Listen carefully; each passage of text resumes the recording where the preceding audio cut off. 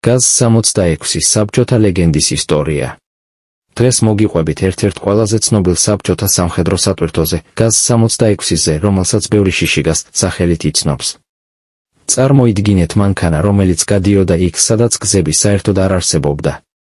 მანქანა, რომელიც ემსახურებოდა საბჭოთა არმიას, მონაწილეობდა ავღანეთის ომში და დღემდე მუშაობს მსოფლიოს სხვადასხვა ქვეყანაში. სწორედ ასეთია GAZ-66. მისი ისტორია იწყება 1950 წლებში, როდესაც საბჭოთა კავშირს სჭირდებოდა ახალი მაღალი გამავლობის სატვირთო ძველი GAZ-63-ის შესაცვლელად. ინჟინერებმა დაიწყეს სრულიად ახალი კონსტრუქციის შექმნა. მთავარი სიახლე იყო კაბინის ძრავზე განთავსება, რაც ავტომობილს უფრო კომპაქტურს და გამავლობას კი მნიშვნელოვნად აუმჯობესებდა. 1964 წლის 1 ივლისს GAZ-66 ოფიციალურად შევიდა სერიულ წარმოებაში. მანქანა აღჭურვილი იყო 4.25 ლიტრიანი მოცულობის 8 ცილინდრიანი ბენზინის ძრავით, რომელიც დაახლოებით 120 ცხენის ძალას გამოიმუშავებდა.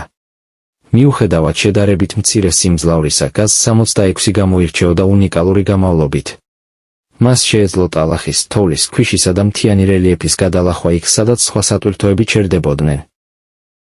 საბჭოთა არმიაში GAZ-66 მრავალ დანიშნულებას ასრულებდა. იგი გამოიყენებოდა როგორც თვირთის გადამზიდად, კავშირგაბმულობის მანქანად, მოძრავ სახელოსნოდ, სამედიცინო პუნქტად და სარაკეტო სისტემების ბაზადაც კი. 1979 წელს, ავღანეთის ომის დაწყების შემდეგ, GAZ-66 აქტიურად გამოიყენებოდა სამხედრო ოპერაციებში. თუმცა აღმოჩნდა, რომ მისი კაბინის განლაგება ყოველთვის უპირატესობა არ იყო. ნაღმზე აფეთქების შემთხვევაში მძღოლი და მგზავრი ხშირად ყველაზე მეტად ზიანდებოდნენ.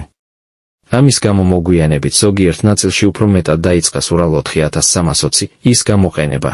1964 წლიდან 1999 წლამდე პერიოდში გამოშვებული იქნა თითქმის 1 მილიონი GAZ-66. ეს უზარმაზარი რაოდენობა იყო საბჭოთა სატვირთო ავტომობილისთვის. ახლა კი მოდით ვნახოთ, რატომ გახდა GAZ-66 ასეთი პოპულარული. GAZ-66 აღჭურვილი იყო 4.25 ლიტრიანი 8 ცილინდრიანი ბენზინის ძრავით, რომელიც დაახლოებით 120 ცხენის ძალას გამოიმუშავებდა. ძრავა მუშაობდა 4 საფეხურიან მექანიკურ გადაცემათა კოლოფთან ერთად.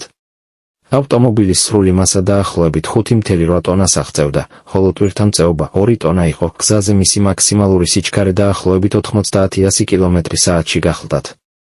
GAZ-66 მთავარი უპირატესობა გამავლობა იყო. მას ჰქონდა მუდმივი 4-ვე წამყვანი თვალი.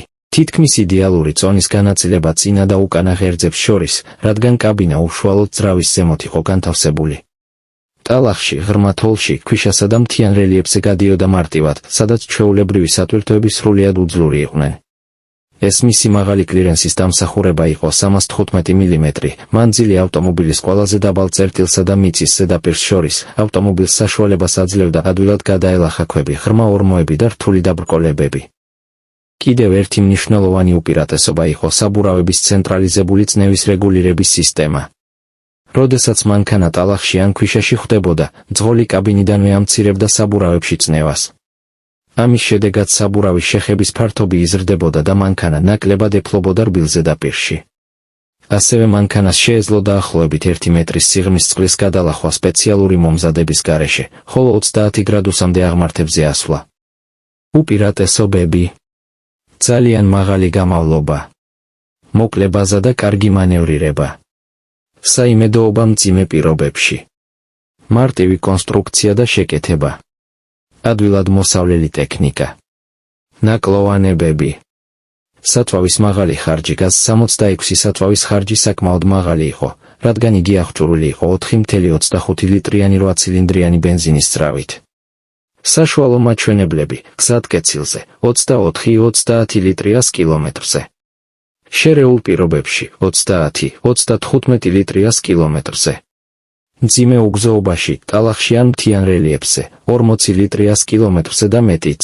სათვავის ავზების საერთო მოცულობა დაახლოებით 200 ლიტრი, 2 ავზი, რაც მანქანას დაახლოებით 600-დან 800 კმ/მდე სვლის მარაგს აძლევდა პირობების მიხედვით. ასევე კაბინის განლაგება წინა ღერძის ზემოთ, რაც ეკიპაჟისთვის ნაკლებად უსაფრთხო იყო და ჰქონდა შედარებით დაბალი კომფორტი. GAZ-66 საბჭოთა პერიოდში საქართველოს ტერიტორიაზეც ფართოდ გამოიყენებოდა.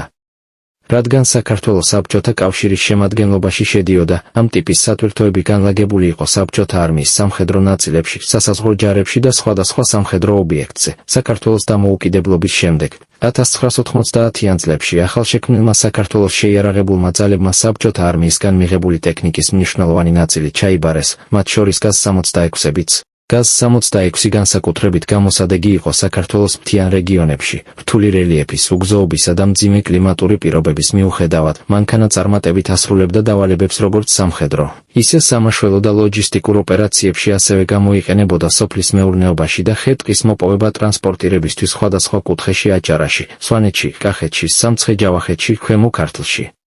მოგვიანებით, დასავლური და უფრო თანამედროვე სამხედრო ტექნიკის მიღებასთან ერთად, GAZ-66-ების რაოდენობა ქართულ ჯარში თანდათან შემცირდა. 35 წლიანი წარმატებული ისტორიის შემდეგ GAZ-66-ის წარმოება 1999 წლის 1 ივლისს ოფიციალურად შეწყდა. ამ დროისთვის გამოშვებული იყო თითქმის 1 მილიონი ავტომობილი, რაც მას საბჭოთა კავშირის ერთ-ერთ ყველაზე მასობრივ სრულამძრავიანი ორხიდიანი სამხედრო სატვირთო იყო. მის ნაცვლად გორკის ავტოქარხანამ უფრო თანამედროვე GAZ-33-08 სადგოს წარმოება დაიწყო, მოგვიანებით კი გამოჩნდა სადგო Next, თუმცა GAZ-66 ლეგენდა ამით არ დასრულებულა. დღესაც ათასობით ასეთი მანქანა აგრძელებს სამსახურს მსოფლიოს სხვადასხვა ქვეყანაში, ბევრი მათგანი გადაკეთებულია ექსპედიციურ ავტომობილებად, ზოგიც კვლავ მძიმე სამუშაოებს ასრულებს.